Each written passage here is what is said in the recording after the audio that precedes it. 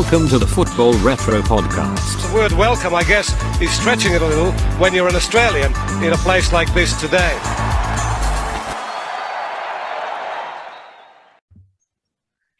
Hello and welcome to episode 50 of the Football Retro Podcast. I'm your host, Johnny, and we've got Fatty, Aka, Darcy, half a century special episode. How you doing, guys? How you doing, Fatty? Great.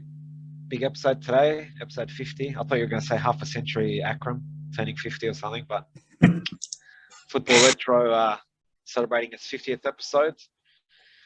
I'm interested to see what we're going to talk about today. I don't actually know. It's going to be a surprising one. So I'm ready to just jump in and throw some opinions left, right and centre. Bit of a milestone. How you doing, Ak? Yeah, doing good. Exciting episode, 50th. Doesn't feel that long ago that me and Darcy was sitting cramped around that one little microphone in front of you there, talking about the all-time Real Madrid 11. That was back before Fatty was part of this. He jumped on much later. Was it episode 2 or 3? I don't know, but it was. It doesn't feel that long ago. It's obviously been a lot of change. Johnny, you're a dad now.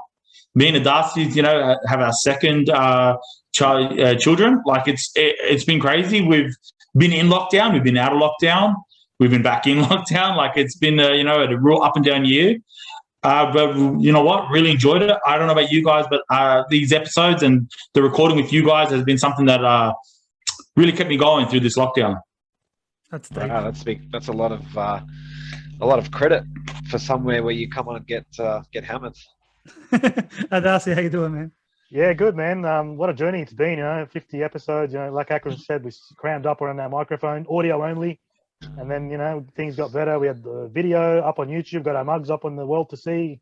It's been fantastic. Great to get together and just chat about what we love, football. Old school, new school, whatever, current moments. Fantastic, and another 50 and more. Yeah, that's it is. I think we're enjoying it and we're getting good feedback, and we just talk shit, we talk football, and it's a conversation we would have without getting recorded anyway. So Absolutely. we might as well put a camera to it and share with the world and let others join in the experience. Yeah. So we've got a little surprise to start off the episode. We've got a little surprise. You say it in Spanish? Why? I just like the word in Spanish. Sorpresa. It's cute. A sorpresa for you, Fatty. Thank you. I made me smile. That's a rare thing. That's a rare thing. There you go. So we got previous guests of the show. Obviously, in the last 49 episodes, we've had some guests come in. We've had a previous guest do a bit of a video tribute to us. Send the regards in regards to celebration of the 50 episodes. So we'll cut to that now. Check it out and we'll come back.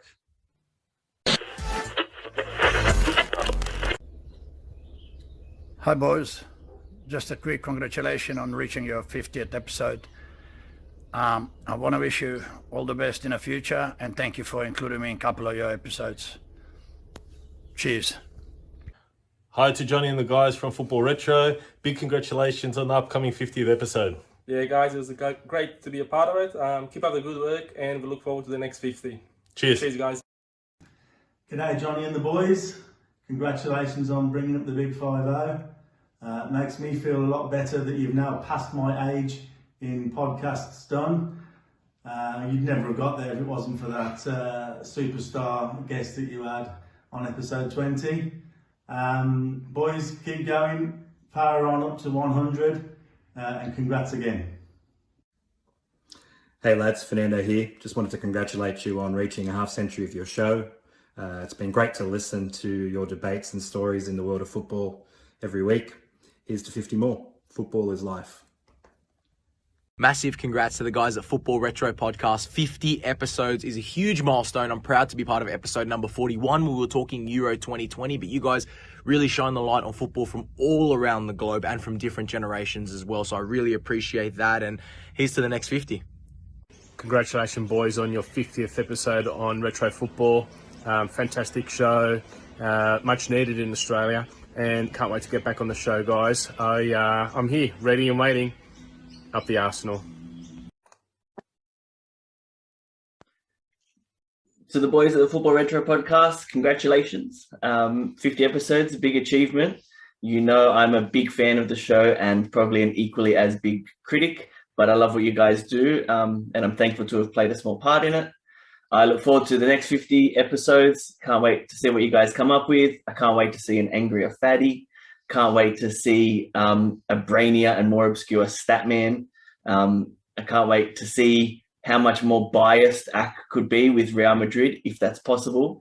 And I can't wait to see how Johnny will manage to slip in obscure Velez references throughout the next 50 episodes. So congrats, guys. Keep it going and good stuff. Don't forget to like and subscribe. Welcome to the Football Retro Podcast. So thanks to all the guests for sending the video through. We appreciate it. What do you think? What do you think, Fatty? Well, I don't know why you're laughing coming to me first, but look, I enjoy whenever we have guests. Obviously, it adds a different perspective rather than listening to Akram's biased, one-sided Real Madrid views. It's great to get different views from other guests who support different teams, who view football differently, who offer personal stories. Obviously, started with Harry, episode 4. It was that funny that we had to bring him on again. A few other memorable episodes, obviously. Neil, episode 20, with his Man United bias, obviously. We had Elia for the Arsenal episode. You had the boys for the Liverpool episode and the football experience. So we've had a lot. Oh, David Mersey, whatever. He made some cameo. But I think it was great, man. I enjoy when we have guests on. As I said, gives us a different perspective and we can usually have a laugh. Claude as well. Fantastic to get an insight into media. So it's great. I definitely enjoy having guests on. Let me ask you. Let me ask you this, guys. I guess to all three of you. Yeah.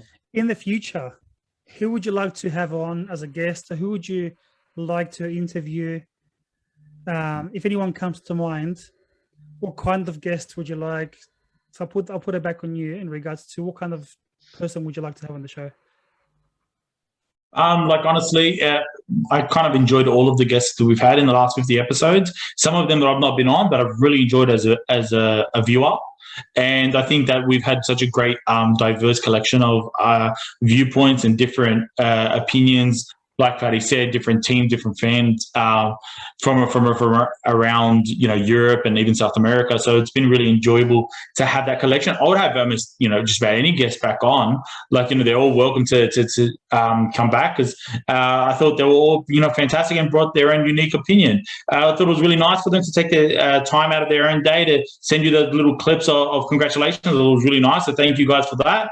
I really would like to have done an episode with Neil. I think that would be a really cool episode. He sounds like a logical, intelligent fella. Something I could do it with around here. I don't get that much of that from you guys, but I think his ego is big enough. He doesn't need to hear that. I think you've given a little too much credit there to Neil. Very very one-eyed, but Neil, I mean, if Johnny decides that you're welcome back, then I guess we don't have a choice, eh? I really liked Claude on the episode we did regarding football and media. I really like the fact that he's more of a Serie A fan than your Premier League bias. It's good to balance shit out. I really appreciate that. Fan. He's a Chelsea fan, so I don't know. No, fair enough. But who would you like, if open it up to anyone in the world, who would you like to have on the... That's easy, Johnny. Michel Platini. Oh, yeah. Of course. That's easy, mate. Does he speak English? Oh. He does speak English, Darcy. Darcy, would you be on the show that day?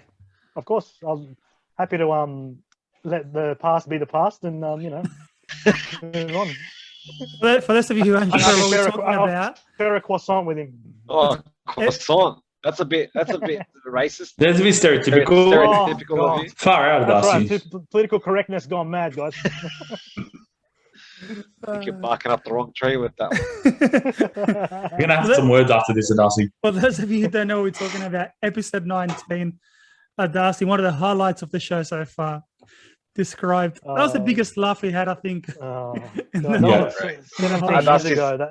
Darcy's personal beef. Went deep into a personal beef with Michel Platini. The Michel Platini. At the time, the president of UEFA, was he not? Nah, before. Oh, Don't remind me. I start laughing. He was on his rise to power. This is a defining moment in his career. Oh, he was running UEFA's chat room at the time. He was the president. Yeah. Episode 19. You have to watch it, guys. Yeah, we've had some great episodes, I believe. Great guests. Everyone, as Akram said, everyone's brought their own unique perspective on their experience in football. I particularly enjoyed those. I particularly enjoyed the episodes where Akram wasn't on.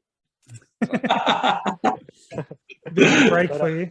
I think as well, what's good is that you can get someone on, whether they're a former player or whether they just work in a different part of football. It's good to get their perspective on that part. You know, like we had Claude with the media, and then you had the fan perspective as well. I think it's good, and the more of that, you know, more people are going to like tuning into that kind of stuff. So I definitely think a former player or a current player would be amazing to get that sort of insight into the workings behind the scene in a football sense for those listeners or viewers that don't know the intricacies of how football works, even if it's Australian football, would be fantastic.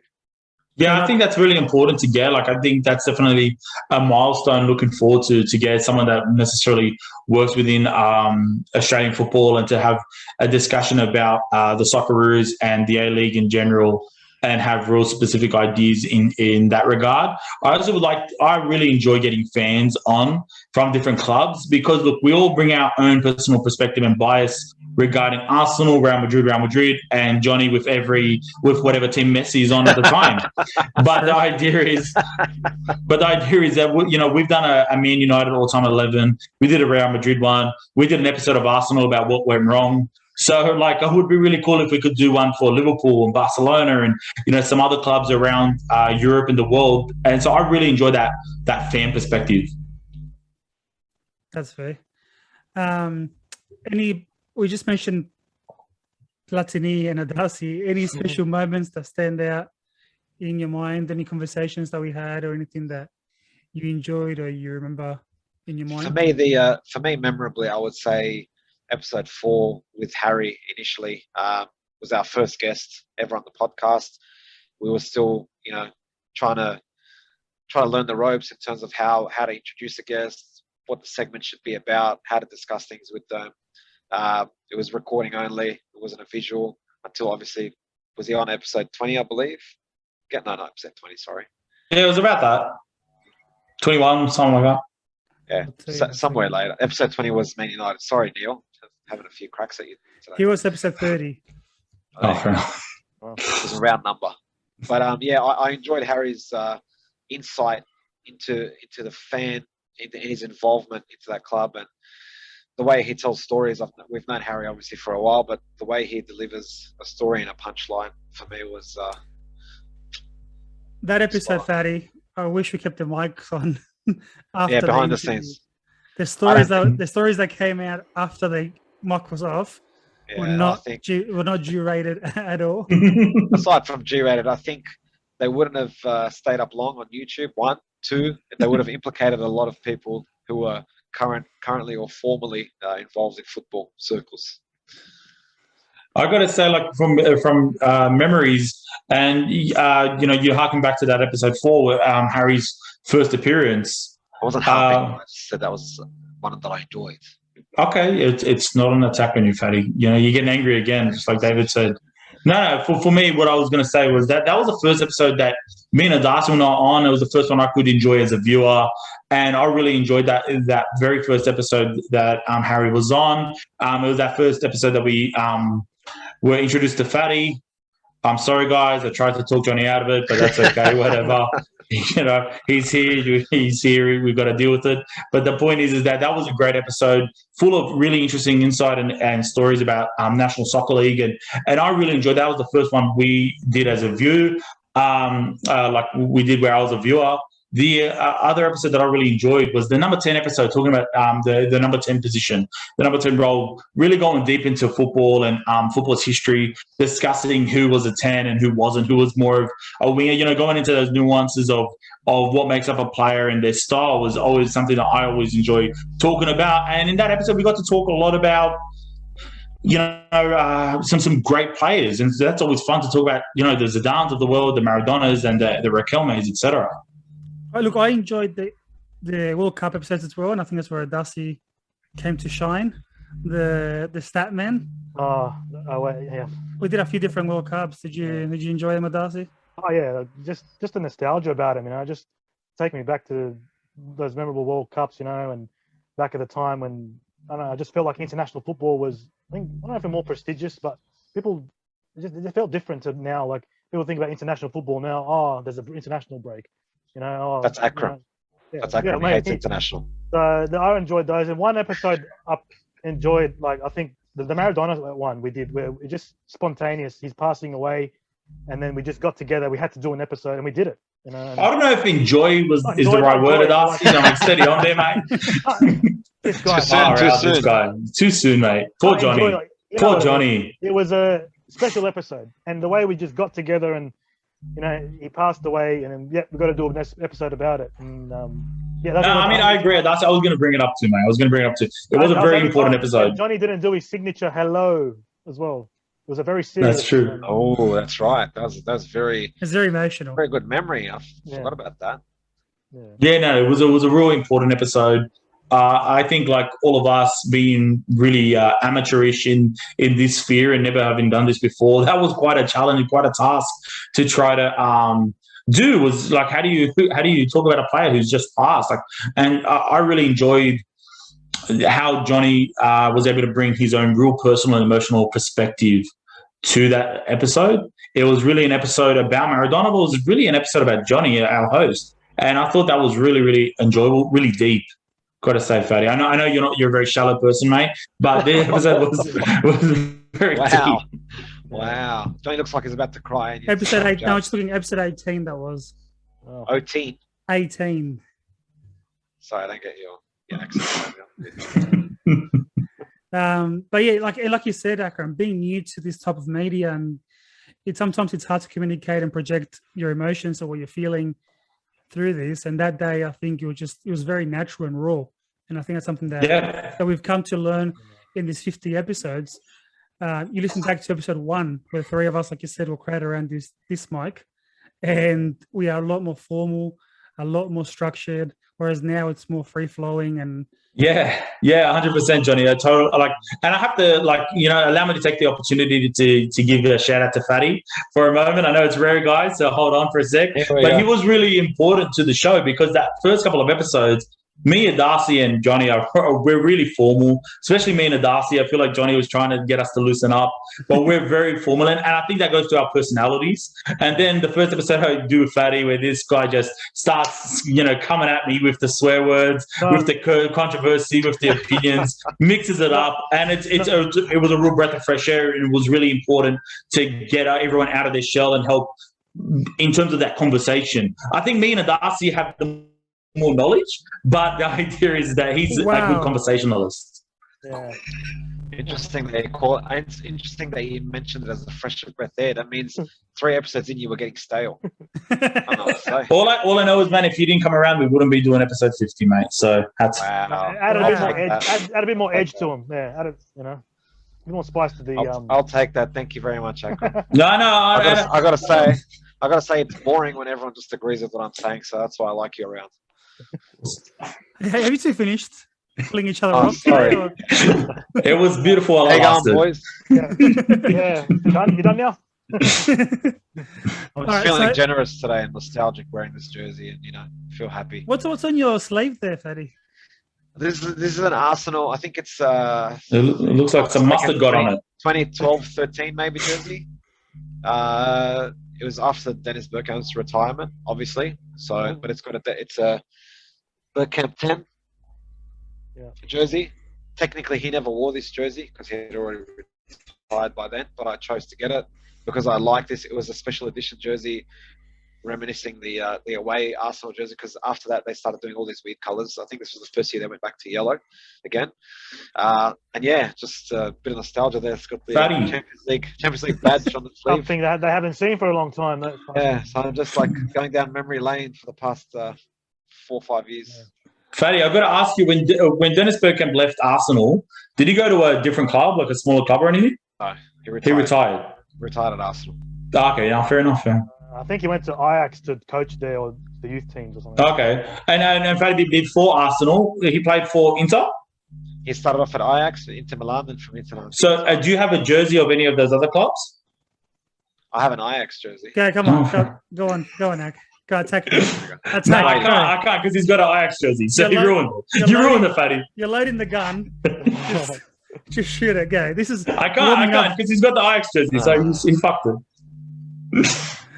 Actually, you know what? You reminded me. I started the week by apologizing to someone. Hey, I sent look a at message you. saying I apologize to you. This guy that I know, a mate of mine, he used to tell me he's a LeBron fan. I go, who do you go in the NBA? Who do you follow? I'm a LeBron fan. Okay, doesn't make sense in my head. Doesn't make sense. Like, which team do you follow? Well, now I follow Lakers because LeBron's there. Before I used to follow Miami and Cavs. Okay, but it didn't make sense. Now that Messi went to PSG, I genuinely don't care for Barcelona. Like, Barcelona win, lose, or draw. So you know what? I message you, go, I apologize to you. Now I understand where you're coming from, because as a sport fan, I'm not a Barcelona fan anymore. Like, I don't want them to win or lose. I don't care because Messi's in PSG. Isn't that funny when you finally experience something for yourself, or you walk someone else's shoes and you realise, Akram, if you did more of that, you'd understand where the rest of the world comes from. But it's fine. Fatty, we said we were going to jab Johnny tonight, not each other. True. What happened? Fuck, I can't help it. It didn't take long, eh? It didn't take long. Natural habit. Yeah. I know. I feel the same way. I can't control it. So after 50, the audience would know us a little bit, but I want to take this opportunity to sort of get to know us a little bit more. So the episode today is based around our football experiences, about who we are as fans.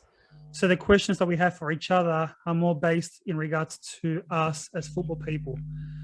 So my first question for you is, obviously, Fatty there with a Arsenal Burkham jersey. I'll start off with you, and you boys can start thinking as well. If you can think, what's the goal you most celebrated in your life? If you can think of one goal of any team, of any club, the one that you just shout the most, or you went crazy over. It could be at the stadium, it can be on TV, it can be anywhere. What would it be? That's a tough question, because I'm going to try and remember back for 20 years, notable moments or notable goals specifically is what you're asking. What comes to mind? Look, a few come to mind. There's Champions League final goal, 2006. I celebrated that like, it was against the odds. I didn't expect us to even score against a rampant Barcelona team at the time. Obviously, the result didn't go away, but that was one goal I celebrated. I celebrated goal at White Hart Lane when we won the league there. It was massive for us. One of the biggest goals I celebrated was Sylvain Viltord at Old Trafford when we won the league at Old Trafford. That was a massive goal as well. And it was, during that United versus Arsenal rivalry at the peak of it, early 2000s there. The goals I celebrated crazily in person would be related to the Wanderers, obviously being at Parramatta Stadium. Two definitely come to mind, one being the ACL final, which, for those who don't know, the Asian Champions League final, where the Wanderers, being premiers in the A-League, qualified for the tournament and made it all the way to the final, which is a two-legged affair. We play first leg at home, second leg away, purely because of the geographical location of countries in Asia. We won 1-0 at home. It was a Tommy Urich goal. Celebrated that goal like nothing. No one expected us to even win that game. We won 1-0 and 0-0 the second leg. Obviously won the Champions League. First and only club to do it, and probably ever do it for the history of the A-League for as long as it exists, I believe. That was one. The second was a 5-4 win in a semi-final. I was going to say Vidicic. Yeah, against Brisbane Roar. Against Brisbane Roar at home at Parramatta Stadium. It was a crazy game. I believe we were down 3-0. By the 24th minute, I think it was. Yeah, we were down 3-0. McLaren scoring a hat-trick, was it?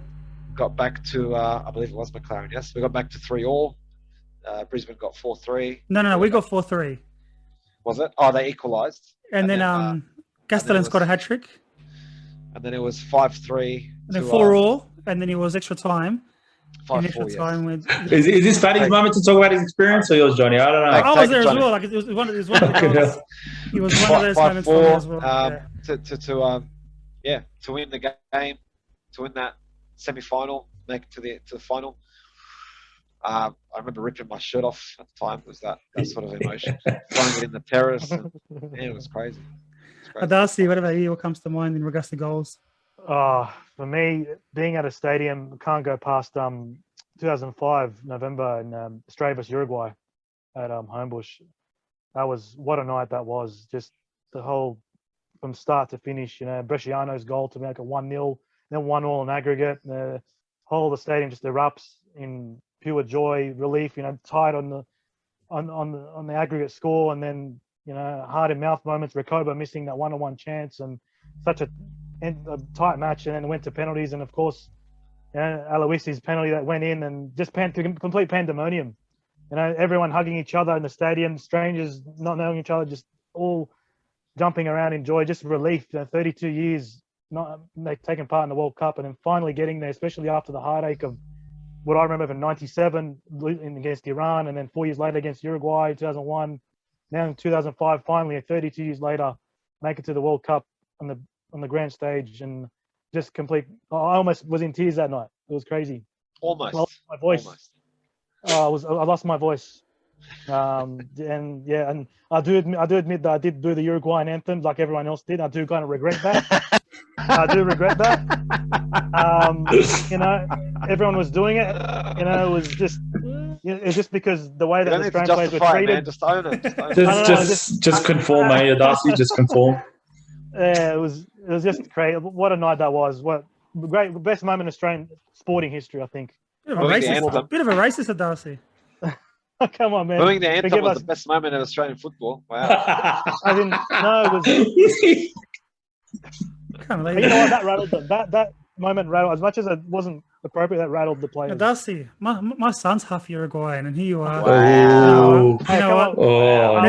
This took an ugly turn. And then look, that was in the stadium. I can't go past that. In terms of watching on TV, so many Real Madrid moments.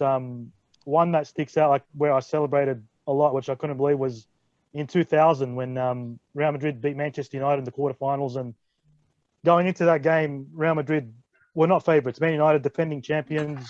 Real Madrid were pretty much in dire straits that season. They were lower half of the table in La Liga.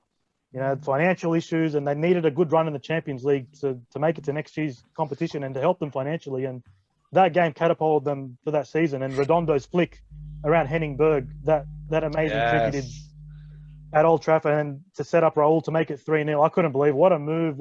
Just to see them up 3-0 at that time, and then there was a big win, not just for that night, but just for the season as well, for what it meant. And then they went on to win their 8th European Cup, which was very important because they came 5th that season in La Liga. So if they hadn't won the Champions League, missed out on Champions on the next season's competition, and who knows what would have happened financially for the club without those funds and being European champions. So a big moment.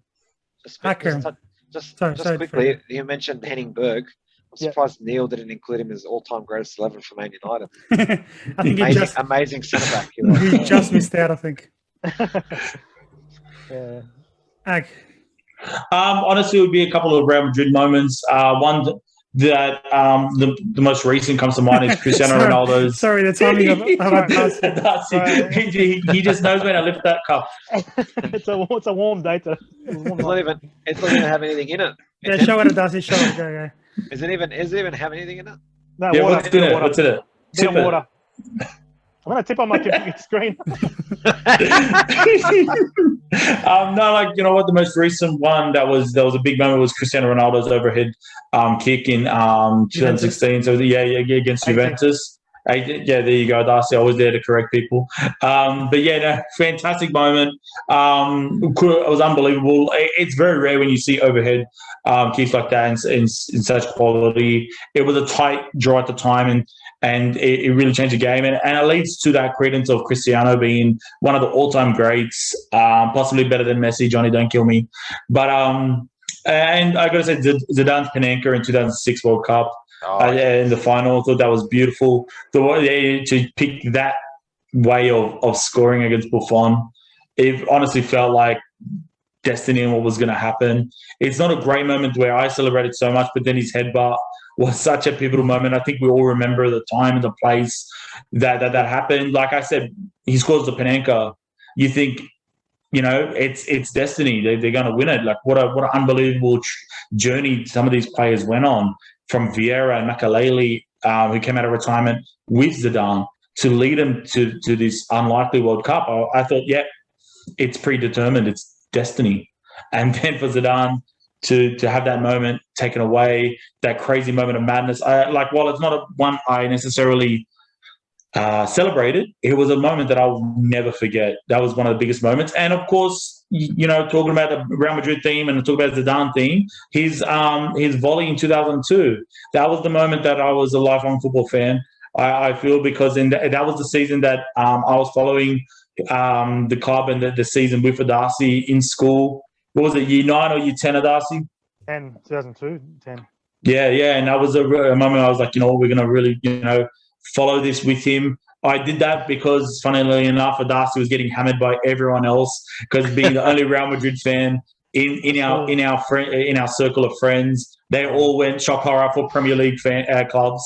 So I was like, I'm going to go different. I'm going to support Real Madrid, Darcy. And then that moment, that game, and that moment, it was everything that you love about football encapsulated into one moment. So solidarity was how you started. It was solidarity for my friend from the Arab lands. So my compatriot. So I felt like, we had to do this. And as the season built, and then built to that crescendo of a game, of a match, and of a moment. So after that was something that became a Real Madrid lifelong fan after that. That's fair enough. What about you, Johnny? With me, the ones that come to mind, the Marcos Rojo goal against Nigeria in the last World Cup, the 2018, the group stage, the last game, had a shocking World Cup, and it was the relief. I remember just screaming the house down. Like, that was one of the most celebrated goals of my life, of just being relieved. Exiting in group stage would have been embarrassing. And then to go on and play the friends game and stuff. But that goal in the 80-something minute to save the embarrassment was massive. Messi's hat-trick against Ecuador to qualify for the World Cup once again to save embarrassment. That was massive. And obviously a few Vélez games that I'm not going to bore you with details because you don't know the teams that were playing, the players that scored the goal. But it was, to win tournaments to go around there. But I feel like there's no nicer feeling on earth than scoring a winner. This is the thing now. I feel that we've lost a little bit of that now, obviously with the introduction of technology and the fact that we need to check on those things. We've lost a little bit of that edge or that spontaneity in terms of a celebration, because there's always got to be but could it be, is it, I actually get happy now when I see goals that are so clearly not going to be checked. Mm-hmm. Even if it's not my team, I'm just like, yes, they're not going to check this one. I find myself doing that more regularly now. I don't mean to go into a topic about this sort of shit, but Johnny was talking about how nice it is to celebrate that feeling. It's funny because I feel like we've lost a little bit of that recently, in the past couple of years. Yeah, people don't know whether they score a goal. Do I still celebrate, or or people just celebrate anyway, but then they get chalked off and they look like fools. Yeah, and I hate it because every game that you're constantly watching, you see, no matter where the goal comes from, players are constantly putting their hand up or surrounding a referee and asking for VAR. Like, why can't you just be fair and square? You fucking conceded a goal. Or a player scoring a goal and checking with the linesman, with the referee, with the referee doing this, and as a fan, you're like, go. Like, do I celebrate? Do I not? Do I wait? Do I get? Yeah. So we just spoke about the goals that we celebrated and experience that celebrated. What about in the future? What's the ultimate goal as a fan? What do you want to see happening? I can sort of assume. I'm going to assume something. Sorry, Akram. I'm going to assume I know Fat is one and what's it relating to. it'll be interesting to hear from you two, considering Real Madrid have won so much in the past. But starting off with you, Akram, for example, what something in the future, like what's the ultimate goal as a fan? As a fan, from a personal perspective, or personal here today. Today we're getting personal. Like for me, it's getting to Europe. It's getting to the Santiago Bernabeu. But sorry, as a like, what would you like to celebrate? Like, would you like to see a team win something? Look, what I'd like to see, like in terms of from sporting. So not about me, Johnny. So not personal. Okay. But according to all your team and your country, what? I don't care about country. So the point is, for me, I would love to see a Serie A team win the Champions League again. I would like to see that league get pushed back up to where I think it belongs, which is the top. I would like to see Real Madrid go on to win more success. Specifically, though, like I said, I'd love to see some smaller clubs get some more personal success in the end for their clubs and have more equality throughout Europe. We got to get that, that socialism in there, guys. We got to sort out the Napolis and the Fiorentinas. We got to get them up into European competition and contendership. We got to get Newcastle back up to its top rankings. Basically, I'd like to see it go back to 2001 or so. So if Serie A was, let's just say 3 Champions League in a row, and the top 3 or 4 teams in the Champions League semi-finalists or mostly Serie A, that would make you happy. Yeah, it would make me happy. It's a great change of pace. I think La Liga and Premiership have dominated that for far too long. I would like to see a bit of a changing of the guard there. And I'd like to see, like I said, the smaller clubs get put into positions to succeed. I'd love to see some talented players that tend to come out of nowhere and represent their club and show a lot more loyalty to the mid-table club, for example, and carry them to the top. We've seen a little too much of players just going to the big 5 or 6 clubs in the past 10, 15 years. There's very little mid-table clubs able to go above and beyond, Leicester being the obvious outlier there. Okay, it's very hard now. Sorry. It's very hard now, I think, specifically with that last point.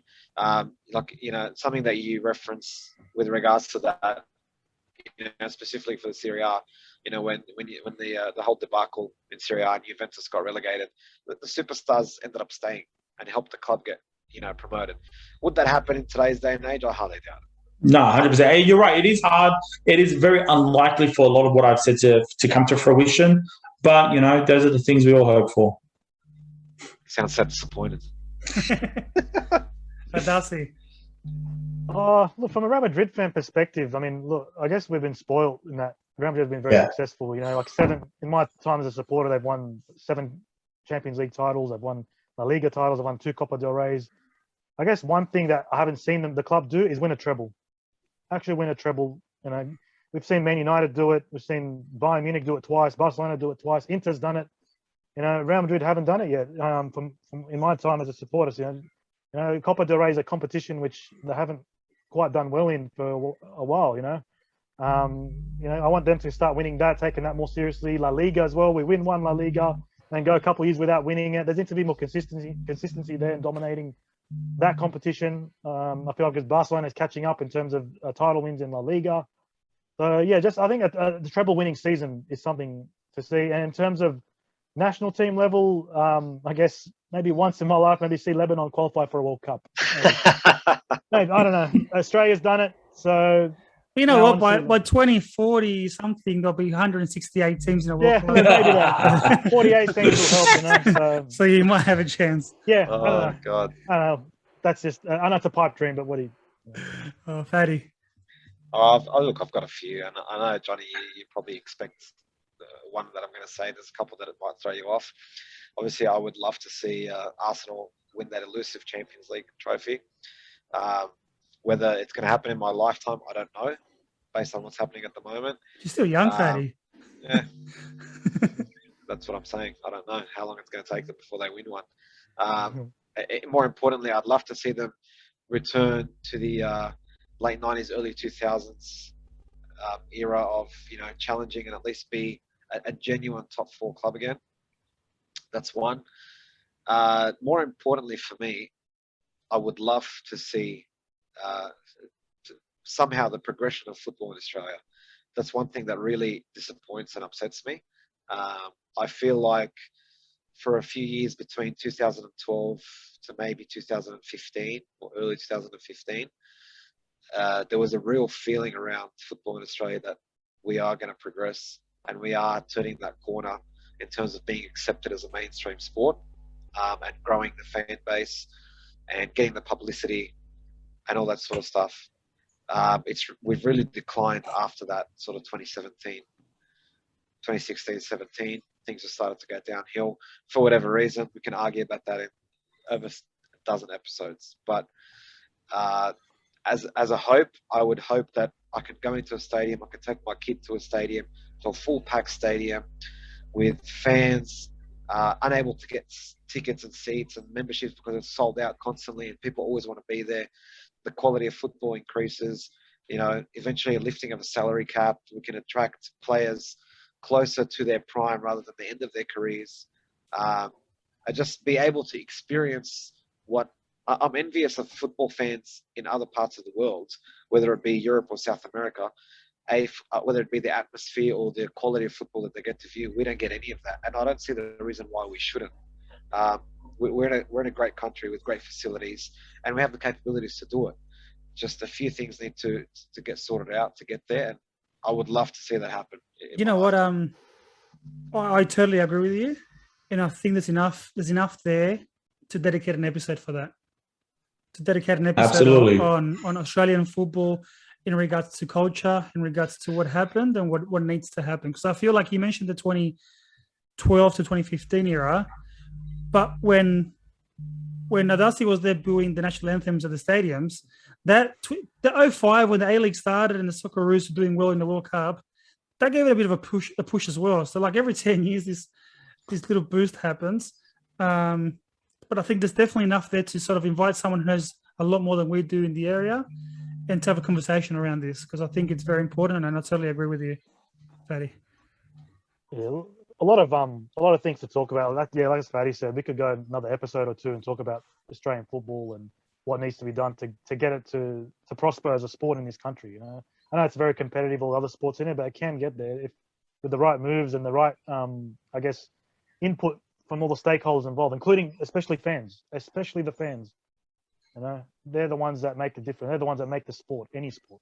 I'm not gonna bite into that because, like I said, we're gonna be half an hour just talking about this. And of course. 100%. It's definitely a deep episode to get into, a deep topic. Sorry for bringing that up. Fucking hell. No, like it is a good point to bring. You probably said the most important point out of all three of us in terms of what we would like to see, something actually about our own country and what we see here. Me and Adasi just went straight to Real Madrid, but I'd like to say, I do agree, you need a bigger episode. Correct me if I'm wrong, but I believe football is the most popular sport to be played in this country with children. Participation, yes. Participation. So there's definitely a bedrock to see that happen, Johnny. There's a lot of potential for that. So an episode detailing that, analysing the obstacles that are there and how we can solve some of them, it sounds great. In regards to my future goals and dreams... Did you ask him? I want to speak. I'll do whatever I want. we know what it is, Johnny. It's not a democracy. It's two simple ones. Hopefully I get to see in my lifetime. One's Argentina winning the World Cup again. Obviously I wasn't born when the last two happened. And the second one is seeing Vélez win the Libertadores again. So I got to experience that one as a kid, but it'd be a whole different story being a full-grown adult going to stadiums and coming overseas. Sounds like you also believe in fairies and goblins. Comes from the bloke with the Champions League stamp on his sleeve. He actually won it. And they beat AC Milan in the goal. Thanks. Thank you. Don't forget that. World champions. Here we are. Just a quick one. I know that you mentioned something before, Fad, in the previous episode. Have you guys met any famous players? Any big-time famous players or anything that stands out? Paul Wade, if you consider him famous, like Australian football perspective. I know I met up with him and had a good chat with him. Did you have coffee or something? Yeah, it is actually. I actually won a. It was like a raffle. Like I had lunch with Paul Wade and had lunch with him. To work. At Wow. work. What'd you have for lunch? I need to know. I this. was at Four Seasons Hotel. What'd you Was have? that lunch? Was there lunch or a rendezvous? No. The lunch was like I can't remember what I had, but I actually asked him, and he had to talk about Maradona. That time we marked Maradona. Yeah, that's his moment. You know. How'd it go at Darcy though? Did you left with any negative feelings or No. personal? No. Actually, it was actually apart from talking about Maradona, he actually 'cause I don't know if you know he has epilepsy or had epilepsy. I've heard him talk before. Yes.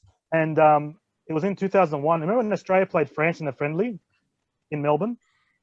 It was before the Uruguay qualifiers, and the French brought the strongest team here. Like that Zidane come, Trezeguet came. It was a full strength team. And I remember after the game that he was interviewing Paul Ocon, and Paul Ocon was looking weird on the camera, like what's going on? And Paul Wade was doing an interview, and Ocon was like, what's going on? He had this weird, strange look. And then I actually asked Paul Wade what happened that night, and he said he actually started having a seizure at the time he was giving the interview. Wow. Yeah, it was pretty full on, man. Darcy, I feel like that was a missed opportunity to impress with your memory. You should have just started shouting out like stats to him. I may have done. I don't know, but yeah, that's the only famous one I've met, and I met Željko Kalac at Sydney United Stadium. Come on, Ah, fuck that. Yeah, we were watching. He walked past. Like I shook his hand. Hey, Željko, how you going? His hand was probably bigger than your face. Oh, it was. He's massive unit, man. Massive unit. Question, Darcy. Yeah. Would you go on a second date with Paul Wade? You gotta give a thumbs up or thumbs down only. I'll tell him to come to the show first. There you go. Fair call. So Jasmine doesn't get jealous. Fair call. Yeah, tell him to come to the show. Fatty, so you mentioned something about Bobby Charlton in the past. Yeah, we had a clinic with Sir Bobby Charlton. This was overseas, it was a football clinic, and we went to. He came to our school as part of a royal tour sort of thing, and gave us a football clinic, and I got an autograph off him. God knows where that is at the moment. It's probably washed away somewhere. I don't even know. Should have kept that and framed it. I think Neil might want it. That was in the early to mid 90s, I believe, around 94, 95, something like that. Fair enough. So Bobby Charlton. Aside from that, I haven't really met anyone that big. I mean, your standard Australian footballers. Yeah, I don't consider Kalac, Craig Foster's, Paul Wade's, Paul Ocon's to be. Is that because we take it for granted that they're local and we're more starstruck by overseas things possibly? But then again, I mean, I don't see someone from England being, oh my God, it's Paul Wade. Yeah. I guess when I saw Kalac, I used to think of him. He was based himself in Europe and Milan and Perugia, and then he came back to Australia, and then just see him walk past. It was a friendly game, I think Sydney United versus I can't remember who it was, and then he just walked past. Hey, how'd you do it? Hey, hello, massive unit, like 6'6" or 6'7". Yeah, he's a monster. Monster. I don't know what it was said though. If I mentioned the howler he did against Croatia though. Oh, howler! He threw the game because he had a bet on. Over 2.5 goals. Something. This is what happened. Yeah. So you should have asked him. Said, "Did you win your bet for the Croatia game?" Yeah. I was lucky enough to. Last time I went to Argentina, I went to watch River Plate at the stadium, and I was lucky enough to get one of the corporate boxes there. And behind there, sometimes there's ex-players and famous people. And I saw, I don't know if you guys will know Filiol. He was goalkeeper for Argentina for many years. He was the one that the 1978 World Cup. Argentina was a gun goalkeeper. Wow. And he was there. And I, as a grown adult, I annoyed him enough to take a photo. It was very uncomfortable, but I'm like, fuck, I'm leaving this country soon. Yeah, I'll never see him again. No, you got to take those chances, I think, because they're never going to happen. So I got the photo. Fair enough. I called Robbie Slater a dog. I don't know if that counts. Whose face? Robbie Slater. Yeah, he was walking out of it was after his game, and he was commentating. I said, "Robbie Slater, you fucking dog, C word." Well, yeah. Well, that counts as meeting then if he heard you. Fuck him. I hate that dog. Same as Fatty. We met Bozza, for example. Like, Yeah, we're involved with Bosnich, obviously. You know, behind the scenes for a lot of the fan group stuff. That guy needs to get off the shit, honestly. Yeah. Let me I ask- forgot as well. I forgot I also met a couple of Socceroos that came to my work. I think they were just all right, promoting. please, they have to be good names because if you're gonna waste No, our look, time with a Kalach level, I'm just going to mention Lucas Neal was one of them. Okay. I'll give you that. Got a photo with him and Mark Milligan and Matt Mackay and Alex Wilkinson. Matt Mackay, please. You've just wasted fucking 20 seconds of my life there, Darcy. Harry Yeah, High Lucas- Pants. I just remembered The Lucas Neal was up. No, Lucas Neal, I remember that was I saw him and then he played against Costa Rica and that was the last time he played for Socceroos. Oh, that late? Oh, I thought you were going to say like when he was playing for Blackburn sort of time. No, like it was in 2013. That's when he got booed by the crowd. And then Yeah, 'cause he he's was an saying, "Why are you idiot." booing me?" All right, I'm gonna ask you. I'm gonna ask you a question, and then I'll put it back to you guys if you guys have any questions. Akram hasn't said who we met. Yeah. Oh, yeah. Well, that depends. That depends on if he's famous or not. It doesn't depend on anything. You tell us, and we'll make the judgment. Well, do you consider Zlatan Ibrahimovic famous enough? Absolutely. I haven't met him either. So. Fuck, what a useless response. This guy. And now everybody knows why I clash with this guy constantly. Anticlimax. Let me ask you this: What's? Oh, sorry, I forgot to when I was talking about Villas. I forgot to do this. Sorry, What's that? Did you draw on it next to this logo? You're drawing on it with text or something? Yeah. On the bottom there. I drew a painted. What is that? What's that after where it says Villas? What's next to that? Nothing. It's a design. Relax. Oh. All right. Offended Without your team being in it, so there's no Arsenal allowed, no Real Madrid allowed. Which derby do you enjoy watching the most? So it can't be Wanderers, it can't be Real Madrid, it can't be Arsenal. Yeah, we got it, Johnny. We got it. Derby, I'm talking to give you time to think about. In regards to, is it a hatred? Is it a city like Inter Milan, AC Milan? Yeah, 100%. I'll go first because they already straight away go straight to Milan Inter. For me, I've always enjoyed that derby. The San Siro is one of my favorite stadiums. I know it's starting to get a little worse for wear, but it's one of the most historic stadiums and one of my favorites. So I always enjoyed that derby. I always enjoyed Roma Lazio because of how fierce the rivalry is. And I mean, from an international perspective, I always enjoy watching Argentina Brazil. Fair enough. I didn't expect you to throw in an international game there, but well, I've grown up with you, so watching you get upset whenever Argentina lost to Brazil was really enjoyable. Very frequent. Wow. Darcy. I was going to say, yeah, Akram mentioned the Milan Derby. I used to love those back in the 90s, early 2000s. That's still my answer, man. That's too bad. I already did. Anyway. They back when they were strong, like that strong side, back when people used to have eyes on the Milan Derby. I used to enjoy those days, and hopefully it's going to come back to that soon. Again, get that match, the prestige of that match back again. And I enjoy the Bayern Munich, Borussia Dortmund matches in the Die Klassiker. The strongest teams in Germany. You got great, German fans known to build great atmospheres at their stadiums. With Dortmund's yellow wall behind the goal, massive there, and I enjoy those games, and it can always go either way, those games as well. And also the Rangers Celtic matches as well, just the history behind them, the old firm. I was going to mention that, like, that's one thing. I don't watch a Scottish League much, but the Rangers Celtic is it's violent. That's definitely the one I was going to mention first. I actually watched one a few weeks back.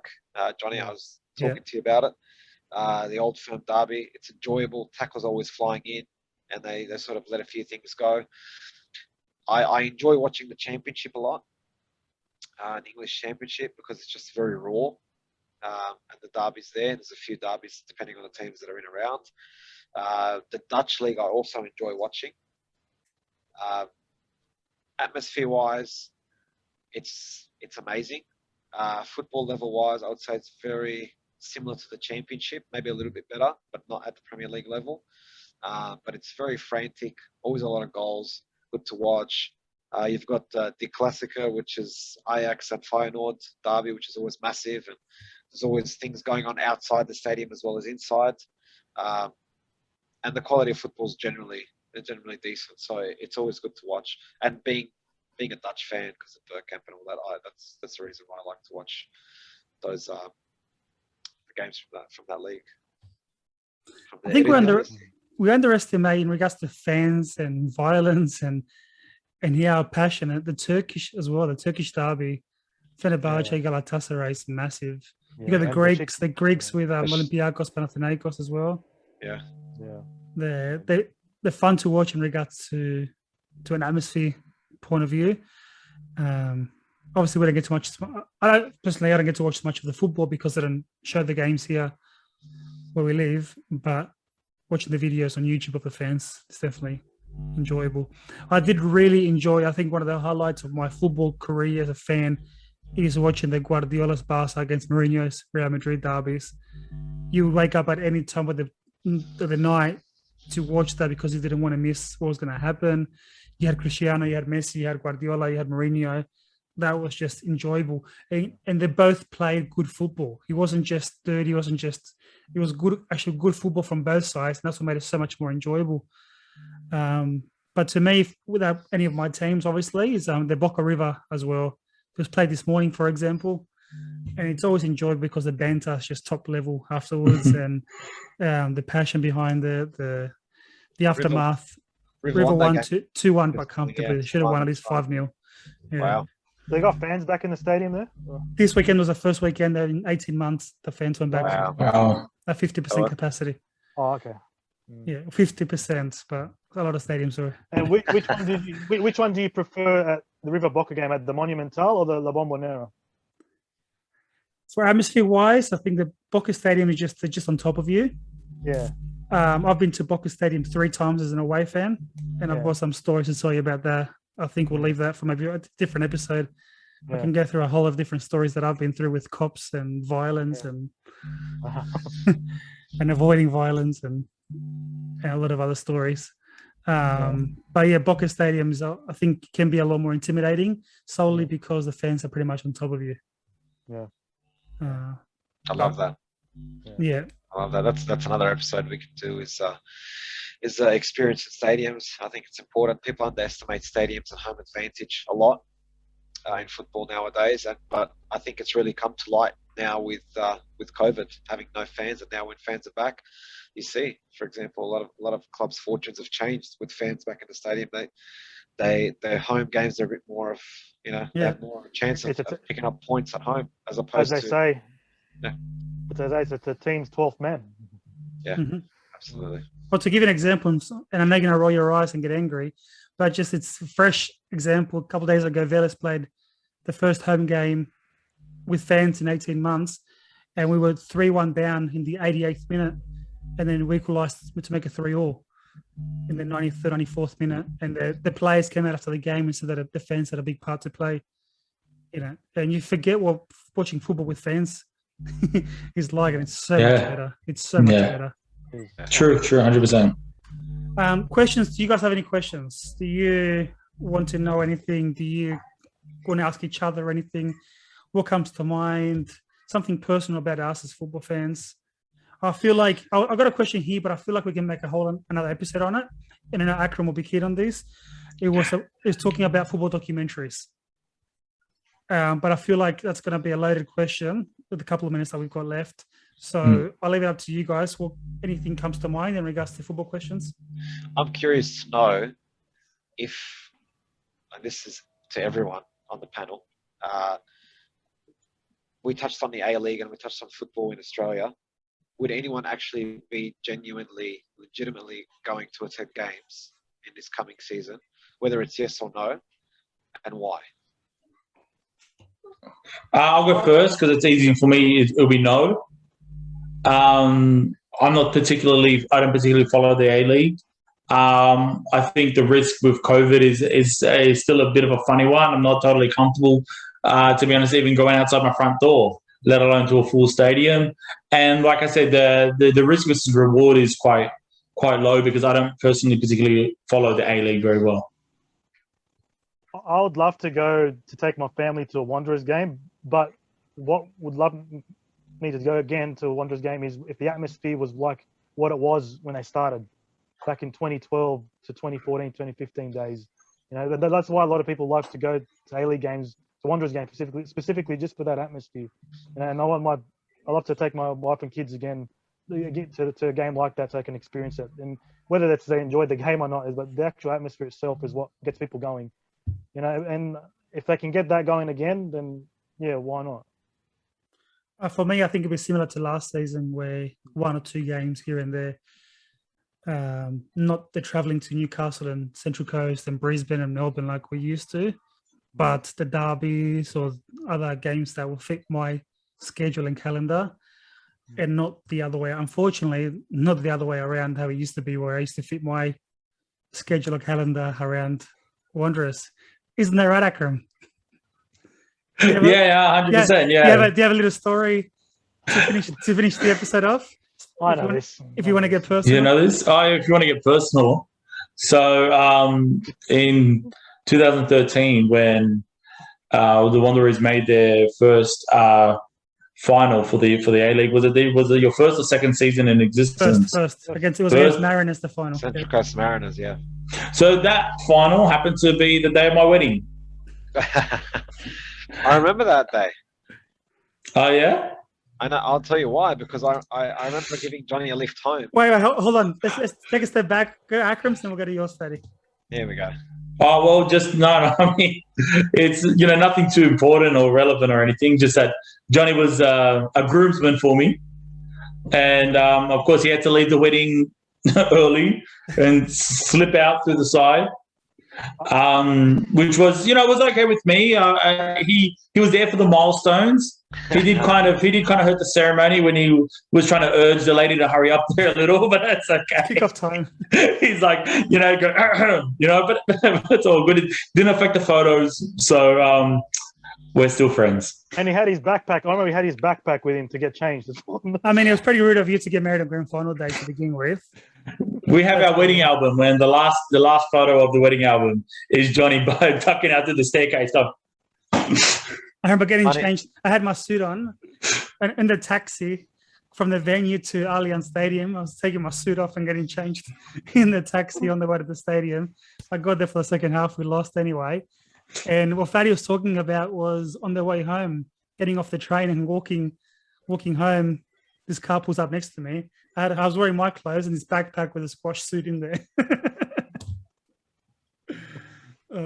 That's what I'm saying. Those days. It's funny you mentioned that story about a wedding. My sister got married on the day of the first ever Sydney Derby that we played at home at Pertec, Parramatta Stadium. Was my sister's wedding, and I missed the first ever derby at home. That was Del Piero penalty. Kovic saved it and rebounded, hit it in. Correct. That goal there against at the RBB end when he scored, and I was saying. I was actually for a very, very long time. But yeah, so go back to your question, Fatty. Things have changed, unfortunately, where A-League used to be a priority, now it's secondary to our own personal lives. Yeah, once again, let's get in. This is very interesting, and I want to get into it a lot deeper in a future episode. I think there's definitely people out there who can contribute to the discussion and argument. Yeah, absolutely. A couple of guests that we've had on can contribute to this. Yeah. Yeah. Any last thoughts or comments, guys? Mate, 50 episodes. I don't know how much longer we're going to do this for, but we'll see where we end up. Was that a bit of foreshadowing, Fatty? Next week you announce your retirement? The week after ESPN contacts us, it's okay. We'll be better than a lot of those guys, don't worry. They're rubbish, those guys, some of them. Yeah, Tommy Smith of the Y? No, he's gone. And Tommy Smith the boy. Fatty, I'll tell you a little, before we go, I'll tell you a little story. Do you know at school, Akram used to study the ESPN show, used to take notes on Tommy Smith and stuff, what they say. So when he comes to school, he had an argument on that is completely a complete and utter lie. But you know that what? It makes no sense, but whatever. At least he studied to have something definitive to argue. Now he just argues for no reason. No, I can argue no matter what, wherever I was. With no basis, no evidence. With no planning, because it's it's all up in here. Yeah. You know how to spin shit. That's why. On that note, how do we call it a night on our 50th episode? Oh wait, it's not. We can't do a 50th episode without asking everyone to like the video, subscribe, and please let us know any ideas of what we can do for future episodes. And you know what? A good suggestion of who could replace Fatty after he retires.